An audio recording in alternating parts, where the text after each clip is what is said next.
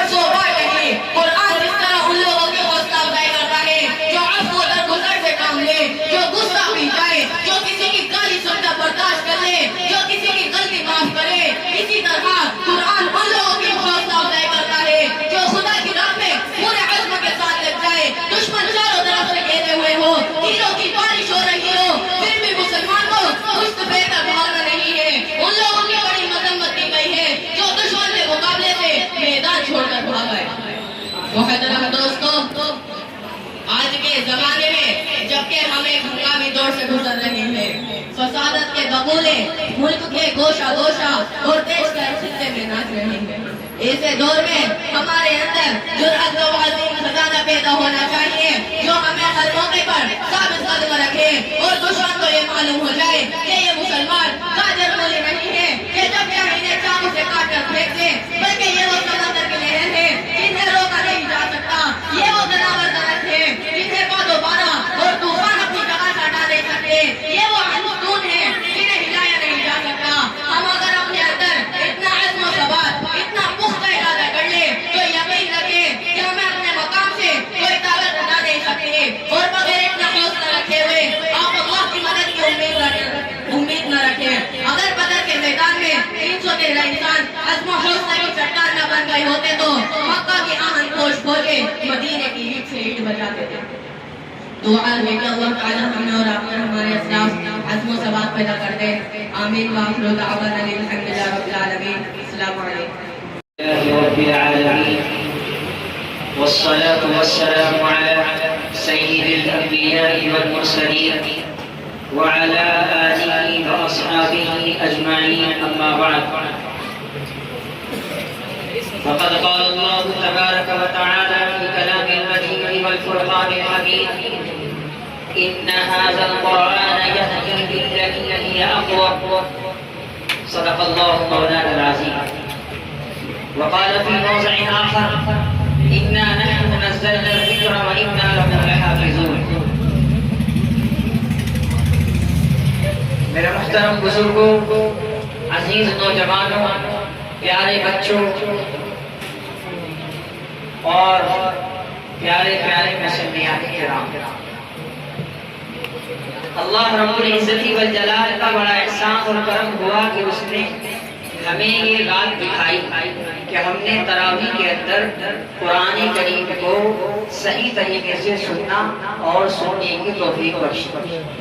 اللہ تعالیٰ ہمارے سننے اور سنانے کو قبول فرمائے. میں بیان کرنے کے لیے نہیں بیٹھا, میں بات کرنے کے لیے بیٹھا. میں بھی بولوں گا اور ساتھ میں آپ کو بھی بلواؤں گا. آپ نہیں بولیں گے تو میں خاموش ہو جاؤں گا. اور آپ کا بولنا کیا ہے؟ سبحان اللہ. بات سمجھ میں آئی؟ سبحان اللہ. یہی ہوتا ہے. قرآن لاریب کتاب ہے اور بے عیب کتاب ہے. قرآن لاریب کتاب ہے اور بے عیب کتاب ہے. اور یہ ایسی بے عیب کتاب ہے کہ قیامت تک اس کو کوئی عیب دار بنا نہیں سکتا. اتنی بے عیب کتاب ہے. آپ ذرا اس سے اندازہ لگائیں, اللہ نے 4 کتابیں نازل فرمائی. جب اللہ کو تورات دینی ہوئی تو اللہ نے کہا آ جاؤ میں تمہیں تورات دوں گا. اللہ نے پوری ایک کتاب کی شکل میں تورات عطا کر دی. انجیل دینے کا وقت آیا تو حضرت عیسیٰ علیہ السلام سے فرمایا کہ ذرا اپنے مابت خانے میں جاؤ, میں تم کو انجیل دوں گا. مکمل ایک کتاب کی شکل میں جو ہمارے بچوں کے بیگ میں کتابیں ہوتی ہیں, مکمل ایک کتاب. وہ کتاب پوری حضرت عیسیٰ کے ہاتھ میں لا کر دے دی. جب زبور کو نازل کرنے کا وقت آیا تو اللہ نے حضرت داؤد علیہ السلام سے فرمایا کہ ذرا دعوت خانے میں جاؤ, میں تمہیں زبور عطا کروں گا. چنانچہ مکمل ایک کتاب کی شکل میں اللہ تعالیٰ نے زبور کو عطا کر دیا. اب یہاں پر غور کرنے کا مقام ہے. یہ 3 کتابیں اللہ تعالیٰ نے مکمل کتاب کی شکل میں دی اور یہ دنیا میں آ کر کے بکھر گئی. یہ دنیا میں آ کر کے بکھر گئی. اللہ نے 3 کتابیں دی بالکل کتاب کی شکل میں, مکمل کتابیں, اور دنیا میں آ کر کے بکھر گئی. لیکن اللہ تعالیٰ نے جب قرآن نازل کیا تو مکمل کتاب نہیں دی بلکہ اس کو تھوڑا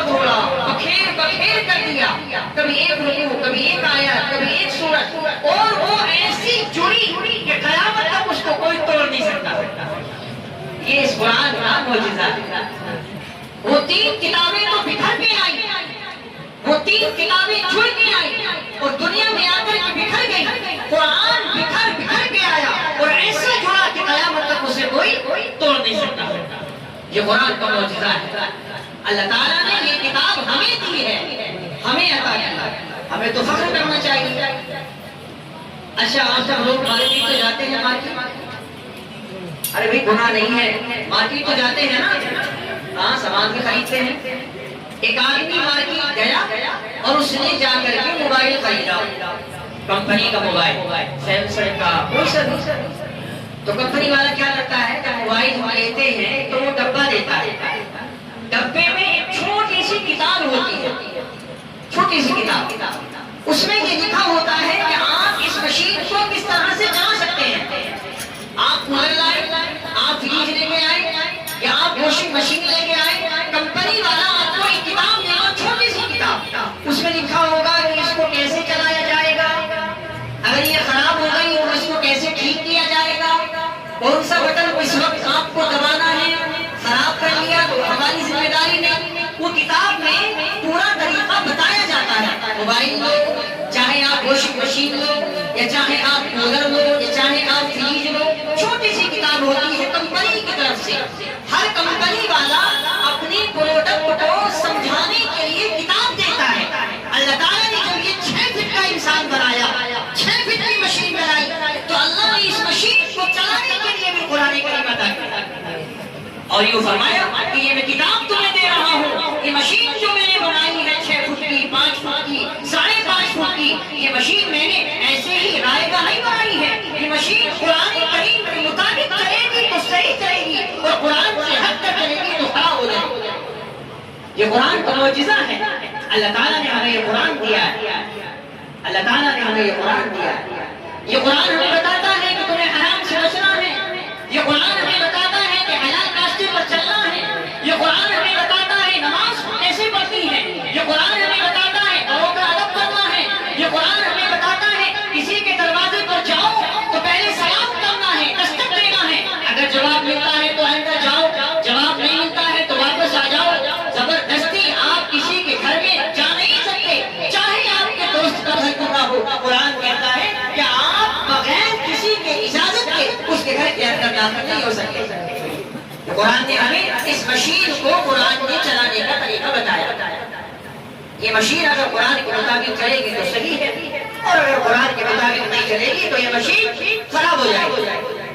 اچھا جنت میں ہر کوئی جانا چاہتا ہے, سب جانا چاہتے ہیں جنت. یہ قرآن مکمل ہوا ہے.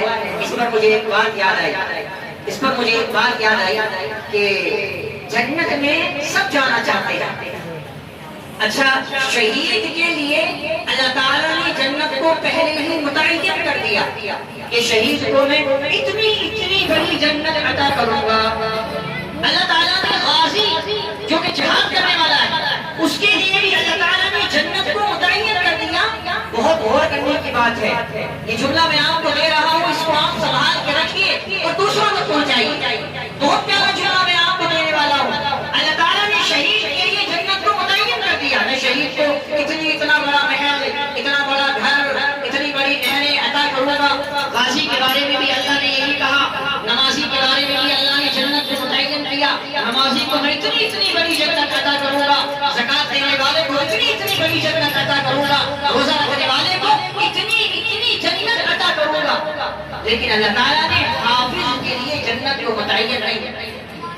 اللہ تعالیٰ نے حافظ کے لیے جنت کو متعین نہیں فرمایا.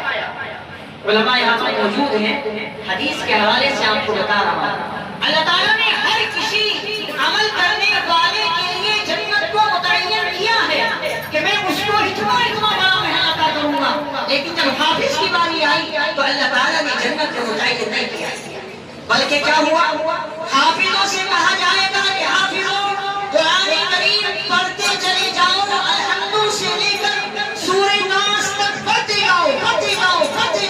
جہاں تمہاری آخری آیت ہوگی پیچھے مڑ کے دیکھ لینا, جہاں سے تم نے شروع کیا تھا اور جہاں تم نے آخری آیت کی ہے, اللہ تعالیٰ تمہیں وہاں سے وہاں تک جنت میں محل بنا دے گا.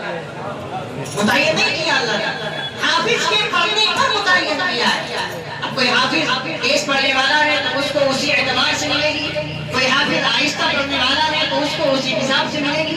جنت اللہ تعالیٰ نے حافظوں کے لیے متعین فرمائی ہے ان کے قرات کے مطابق، جیسا پڑھے گا الحمد سے لے کر سورہ ناس تک پیچھے پڑھ کے دیکھے گا، اللہ تعالیٰ نے اس کے لیے جنت کو سجا رکھا ہے۔ یہ ہے حافظ کا مقام جو آج ہمارے مفتی صاحب نے آپ کو الحمدللہ قرآن کریم پڑھ کے سنایا ہے۔ بڑا مقام ہے حافظ کا، بڑا مقام ہے حافظ کا، اتنا مقام میدان محشر میں لوگ ارے نفسی نفسی کے عالم میں پڑے ہوئے ہیں، ارے مجھے بچا لو، مجھے کوئی بچانے والا نہیں۔ ابا سے کہا جا رہا ہے تو ابا نہیں سنتے، ماں سے کہا جا رہا ہے تو ماں نہیں سن رہی، بھائی بہن بڑی محبت کرنے والے تو دنیا میں ایک دوست کاندھے سے کاندھا ملا کر چل رہا ہے دنیا میں، لیکن میدان محشر میں وہ آنکھیں چھڑاتا نظر آ رہا ہے۔ یوم یخرج المرء من اخیہ وامہ وابیہ وصاحبتہ وبنیہ، ہر انسان ایک دوسرے سے بھاگ رہا ہے، لیکن اس وقت میں حافظ قرآن کے ماں باپ کو بھلا کر اللہ تعالیٰ بلائیں گے اور کہیں گے آ جاؤ حافظوں کی ماں باپ، میں ان کو اپنی دستے مبارک سے ایسا تاج پہنانے جا رہا ہوں کہ جس تاج کی روشنی سورج کی روشنی سے بھی زیادہ تیز ہوگی، ایسا تاج اللہ تعالیٰ پہنائیں گے۔ اچھا لوگ حشر کریں گے، آپس میں باتیں کریں گے، ابھی کیا بات ہے، یہ تو ہمارے ساتھ ہی رہتا تھا، ہمارے ساتھ ہی نماز پڑھتا تھا، میرے ساتھ ہی حمزہ مسجد میں کھڑا ہوتا تھا، کیا وجہ ہے اللہ تعالیٰ نے اس کو تاج پہنا دیا، کیا وجہ ہے ایسی؟ آواز آئے گی، وجہ بہت بڑی ہے، بہت بڑی وجہ ہے، کوئی معمولی وجہ نہیں۔ وجہ یہ ہے کہ اس نے اپنے بچے کو، اپنے بچے کے سینے میں قرآن کریم کو محفوظ فرمایا ہے، اس سے بڑی وجہ اور کیا ہو سکتی ہے؟ جس نے اللہ کے کلام کو محفوظ کر لیا، اللہ تعالیٰ نے اس کے بچے کے طفیل سے اس کے ماں باپ کے جو ہے سروں پر ایک ایسی دستار رکھی ہے کہ جو دستار سورج کی روشنی سے بھی زیادہ چمکدار ہے۔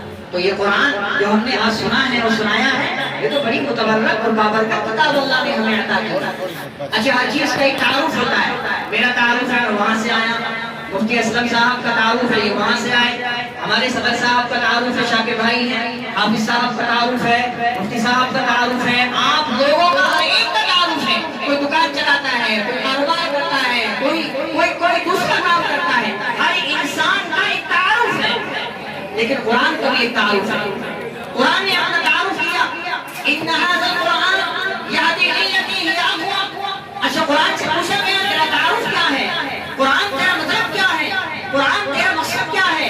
تو قرآن نے تین باتیں بیان فرمائی، ھدی للناس، میں لوگوں کے لیے ہدایت ہوں، وبینات من الھدی والفرقان، اور میں ایسا ہوں کہ میں سچ اور جھوٹ کو الگ کرنے والا ہوں، میں سچ اور جھوٹ کو فرق کر دیتا ہوں، میں کھوٹے اور صحیح کے درمیان میں فرق کرنے والا ہوں، میں حق اور باطل کے درمیان میں فرق کرنے والا ہوں، میں بتا دیتا ہوں کون مسلمان ہے اور کون مومن ہے، میں بتا دیتا ہوں کون مومن ہے اور کون منافق ہے، مجھ سے پوچھو میں بتاؤں گا، جو مجھ پر ایمان لانے والا ہے، مجھ پر عمل کرنے والا ہے، میں اس کو دنیا کے گھٹا ٹوپ اندھیروں سے نکال کر آسمان کی بلندیوں تک پہنچانے والا ہوں، یہ میرا تعارف ہے، یہ قرآن کا تعارف ہے۔ اچھا اللہ تعالیٰ نے اس میں ایک دعوت روکا، ہر انسان ایک دعوت ہوتا ہے، دعوے کا مطلب آپ سمجھتے ہیں، دعوے کا مطلب قرآن نے دعویٰ کیا، اللہ نے قرآن میں کہ ہم نے نازل کیا ہے اس قرآن کو اور ہم ہی اس کی حفاظت کرنے والے ہیں، یہ دعویٰ ہے قرآن کا۔ اچھا ایک آدمی کو بہت سارے لوگ پریشان کرتے ہیں، اس کا ایک دوست ہے وہ بہت طاقت والا بھی، اللہ تو ایک ہے، اللہ نے یہ کیوں فرمایا کہ ہم نے نازل کیا ہے، اللہ تو ایک ہے نا، کتنے ہیں ایک، لیکن اللہ نے کیا کہا ہم نے اس قرآن کو نازل کیا ہے اور ہم ہی اس کی حفاظت کرنے والے ہیں۔ کیا وجہ ہے بھائی؟ اللہ نے ہم کا لفظ استعمال فرمایا، کیسے سمجھو اس کو، اس لیے کہ جیسے ایک آدمی کو بہت سارے لوگ پریشان کر رہے ہیں، بہت سارے لوگ پریشان کر رہے ہیں، اس کا ایک دوست ہے بہت زیادہ مالدار، بہت زیادہ طاقت والا، اس نے کہا گھبرانا مت، ہم تیرے ساتھ کھڑے ہیں۔ کیا کہا اس نے؟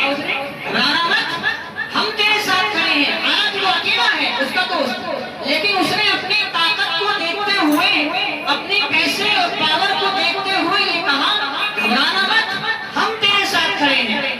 اسی طرح سے اللہ تبارک و تعالیٰ کا پہلے دعویٰ دیکھیے اور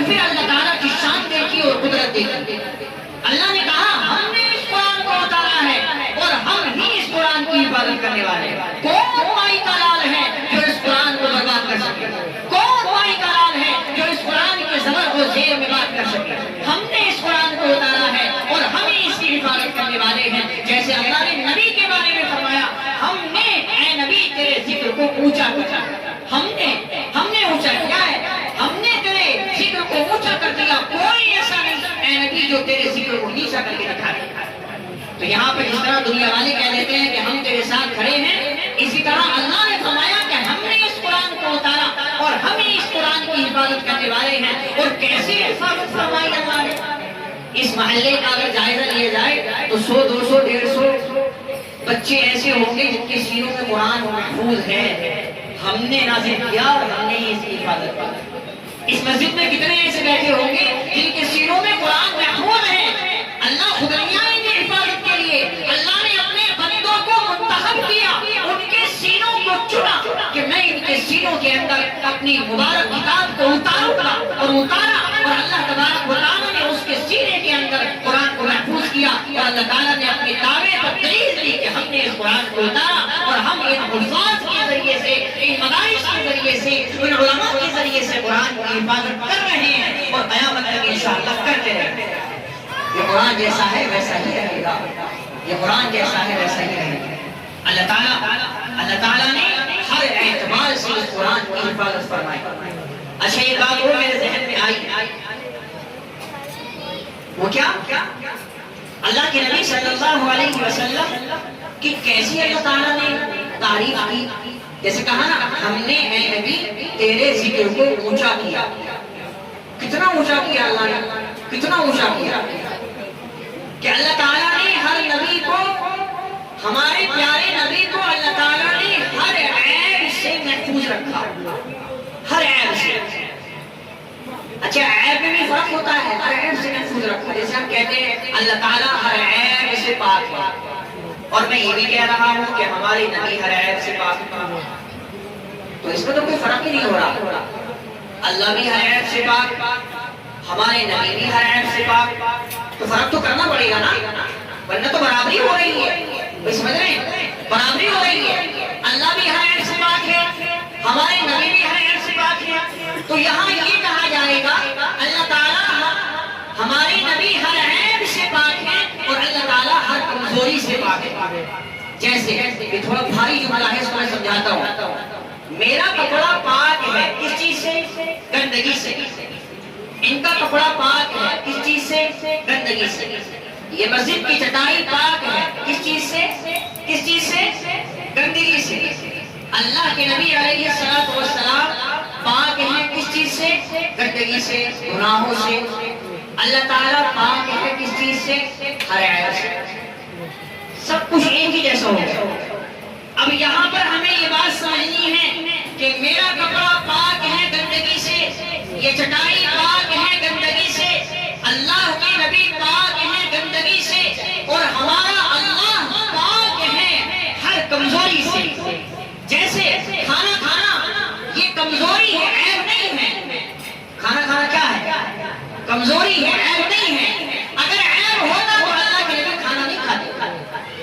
پانی پینا عیب ہے، کمزوری، پانی پینا کمزوری ہے، عیب نہیں ہے۔ اللہ کے نبی نے پانی پیا ہے، اللہ تعالیٰ نے پانی نہیں پیا۔ اللہ تعالیٰ کمزوری سے پاک ہے اور ہمارے نبی ہر عیب سے پاک ہے۔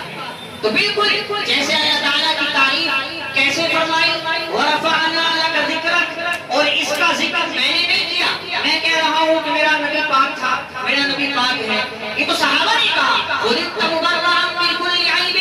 حضرت حسان رضی اللہ تعالیٰ عنہ اللہ کے نبی کے سامنے بیٹھ کر یہ بات کہہ رہے ہیں، وَلِدْتَ مُبَرَّأً مِنْ كُلِّ عَيْبٍ۔ اللہ نے میرے نبی کو ہر عیب سے پاک کیا ہے، اور ایسا پاک کیا ہے کہ اللہ کے نبی ہر عیب سے بالکل پاک ہیں، اور ایسے کہ آپ کے اندر جو پسینہ ہے، پسینے کے اندر سے بو آنا یہ عیب ہونے کی علامت ہے، لیکن اللہ کے نبی کے پسینے سے خوشبو آ رہی ہے، اللہ کے نبی کے پسینے سے خوشبو آ رہی ہے۔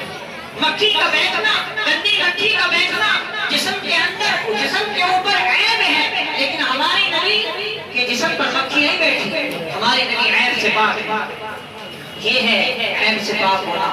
اللہ نے ایسا ذکر ہمارے نبی کا بلند فرمایا. اور صحابہ میں آپ کو دیکھ رہا ہوں, آپ مجھے دیکھ رہے ہیں, صحابہ کرام اللہ کے نبی کو دیکھ رہے ہیں اور اللہ کے نبی صحابہ کو دیکھ رہے ہیں اور ابھی بھی دیکھ ہی رہے ہیں. جیسے میں آپ کو دیکھ رہا ہوں ویسے آپ مجھے دیکھ رہے ہیں اور ایک صحابی ایسا ہے جو آج بھی دیکھ رہا ہے. ایک صحابی ایسا ہے جو آج بھی دیکھ رہا ہے. بھاری جملہ ہے, علماء موجود ہیں. اچھا, قبر میں جب دفن کرتے ہیں تو سنت طریقہ کیا ہے کہ چت نہ رکھا جائے, ہٹ رکھا جائے. جیسے ہم داہنی کروٹ پر سوتے ہیں, قبر میں سنت طریقہ جو رکھنے کا ہے وہ ایسا ہی ہے کہ داہنی کروٹ پر رکھا جائے. ہمارے یہاں صرف چہرہ قبلے کی طرف کیا جاتا ہے, پوری باڈی قبلے کی طرف نہیں کی جاتی. لیکن جو سنت طریقہ ہے, آج بھی آپ جائیں گے جنت البقیع میں, وہاں پر پورا ہی رخ قبلے کی طرف کیا جاتا ہے. اللہ کے نبی اپنے روزے اطہر پر آرام فرما ہے. ان کے برابر میں حضرت ابو بکر صدیق ہیں اور حضرت ابو بکر صدیق سیدھا نہیں لیتے ہیں, داہنی کروٹ پر لیتے ہیں. اور حضرت ابو بکر صدیق داہنی کروٹ پر اس طرح لیتے ہیں کہ کعبۃ اللہ تو بعد میں ہے, پہلے بیچ میں جناب محمد رسول اللہ صلی اللہ علیہ وسلم کی ذات. تو پہلے آپ حضور کو دیکھ رہے ہیں, کل بھی دیکھ رہے تھے اور آج بھی دیکھ رہے ہیں اور قیامت تک دیکھتے رہتے ہیں. کیسی محبت ہے. تو اسی طرح جو لوگ ابو بکر اور عمر کو عیبدار سمجھتے ہیں, یہ ان کا کرارا جواب ہے کہ جس طرح سے اللہ کے نبی ہر عیب سے پاک ہیں, اگر عمر فاروق یا ابو بکر کے اندر عیب ہوگا تو آج حضرت ابو بکر صدیق اللہ کے نبی کے برابر میں لیتے ہوئے نہ ہوگا. وہ بھی تو پاک ہے, وہ بھی تو عیب سے پاک ہے. تو اس طرح ساری گندگیوں اور سارے عیبوں سے اللہ نے پاک رکھا ہے نبی کو, آج بھی اسی طرح سے اللہ تعالیٰ نے حضرت ابوبکر صدیق رضی اللہ تعالیٰ عنہ کو نبی کے برابر میں جگہ دی. اور ایسی جگہ دی ہے کہ آپ دیکھ رہے ہیں, کعبہ تو بعد میں ہے, پہلے حضور کو دیکھ رہے ہیں.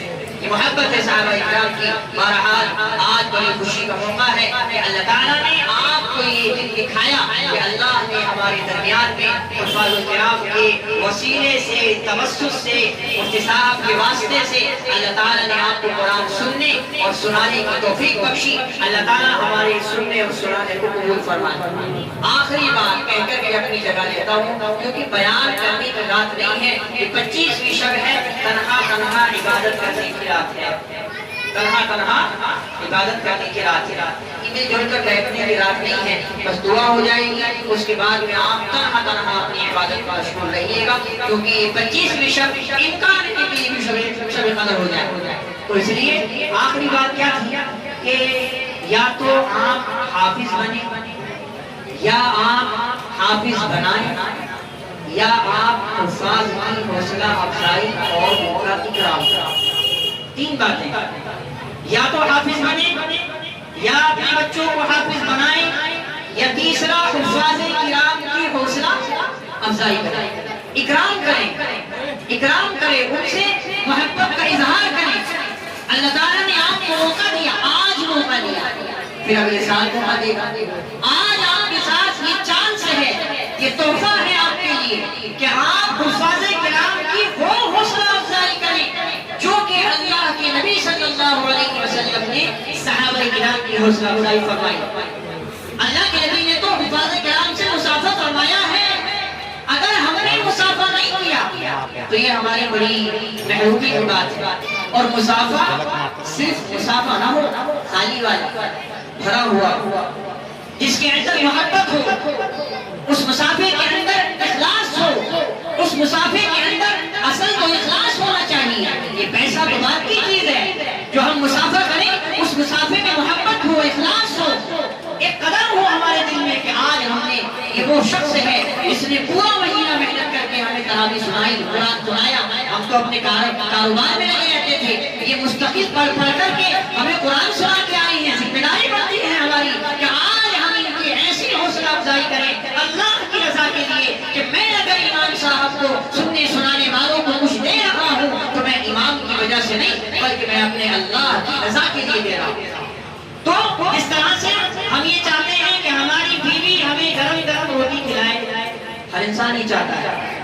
ذرا سی ٹھنڈی ہو گئی تو کام بگڑ جاتی ہے، منہ ٹیڑھا ہو جاتا ہے، اجی میاں ہم تو کام کر کے آئے اور تم نے ہمارے لیے گرم کی بجائے ٹھنڈی کا انتظام فرمایا ہے، بھائی یہ کیسا تمہارا طریقہ ہے؟ کبھی سنائے گا اس کو۔ اسی طرح سے بالکل گرم گرم نمازیں بھی پڑھائی گئی ہیں وقت پر، پڑھائی گئی نہیں پڑھائی گئی گرم گرم نماز، 1 منٹ بھی رسول رضی ہوا ہے، 1 منٹ بھی رسول رضی ہوا، گرم گرم نمازیں بالکل پڑھائی گئی ہیں، گرم گرم نمازیں۔ تو جب گرم گرم نمازیں پڑھائی گئی تو مسافر بھی گرم گرم ہی ہونا چاہیے، بھائی کریں گے سب لوگ، مسافر گرم گرم ہی ہونا چاہیے۔ یہ میں کہہ رہا ہوں اس لیے نہیں، آپ کا دل ہے تو کرو، اللہ میں کو ہوتا ہوں میں کہنے والا، مجھے کیا ضرورت پڑی ہے آپ کو یہ بات بتانے کی کہ آپ اپنے امام سے مسافر کریں؟ اگر آپ کو امام سے محبت ہوگی آپ خود کریں گے، میں نے تو راستہ دکھایا ہے، اس راستے پر چلنا آپ کا کام ہے، میں انگلی پکڑ کے آپ کو لے کے نہیں جاؤں گا، آپ کا کام ہے اس راستے پہ چلنا۔ تو جس طریقے سے گرم گرم وقت پر نمازیں ادا کی گئی ہیں، اسی طرح سے آپ بھی گرم گرم مسافہ انشاءاللہ دونوں حضرات سے کر کے جائیں گے، کوئی بھی حضرات خالی ہاتھ نہ جائے، یہ بڑا اچھا موقع ہوتا ہے حفاظ کو دینے کا، بہت اچھا موقع ہے۔ ابھی کچھ دن پہلے میرا ایک جگہ بیان ہوا تو میں نے وہاں مسافر کی فضیلت پر جب بات کی تو الحمدللہ انہوں نے مجھے ایک دن کے بعد بتایا کہ مفتی صاحب میرا مسافر کتنا ہوگا؟ میں نے ان سے ویسے ہی کہا مذاق میں بس ایسے ہی 20-22 ہزار ہو گئے ہوں گے، حالانکہ آپ سے چھوٹی مسجد ہے۔ تو انہوں نے کہا عجیب مفتی صاحب 20-22 کی بات کر رہے ہو، 50,000 کا مسافر ہوا ہے، 50,000 کا مسافر۔ میں تو چوک گیا کہ بھائی اللہ نے میری بات میں اتنی تاثیر رکھی اور میری بات مان لی لوگوں نے کہ 50,000 کا مسافر کر کے گئے اپنے امام سے۔ تو بتائیے امام کے دل سے کیسے دعا نہیں بنے گی، کیسے دعا نہیں کرے گا امام شب قدر کی رات میں؟ اللہ جن لوگوں نے مجھ سے کیا ان کو بھی، جنہوں نے نہیں کیا ان کو بھی، اے اللہ سب کو جنت عطا فرما۔ امام کے دل سے اگر دعا نکل رہی، ایک ہوتا ہے دعا کرانا، ملتے رہے بار بار، السلام علیکم امام صاحب ہمارے لیے دعا کرنا، السلام علیکم امام صاحب ہمارے لیے دعا کرنا۔ ارے بھائی دعا کرائی نہیں جاتی، دعائیں کی جاتی ہیں۔ آپ ایسا عمل کرو کہ خود بخود دل سے دعائیں نکلے۔ مجھ سے آپ کہہ رہے ہیں دعا کرنا، ٹھیک ہے میں آپ کے لیے دعا کروں گا، لیکن دعائیں کی جاتی ہیں، ایسا عمل کیا جاتا ہے جس کی بنیاد پر دعائیں کی جائیں۔ آپ اخلاق سے پیش آئیے مجھ سے، میں آپ کے لیے دعا کرتا ہوں، آپ میرے ساتھ میں نرمی کا معاملہ کیجیے۔ بہرحال یہ ساری چیزیں ہیں، قرآن کریم کا ختم قرآن کا موقع ہے اور حضور نے فرمایا ختم قرآن پر مانگے جانے والی دعا اللہ تعالیٰ ضرور میں ضرور قبول فرماتا ہے۔ آپ لوگ دعا کا اہتمام کرنا، دعا کے بعد میں آپ لوگ مسافہ کرنا اور اس کے بعد میں ایک دوسرے کو مبارکباد پیش کرنا۔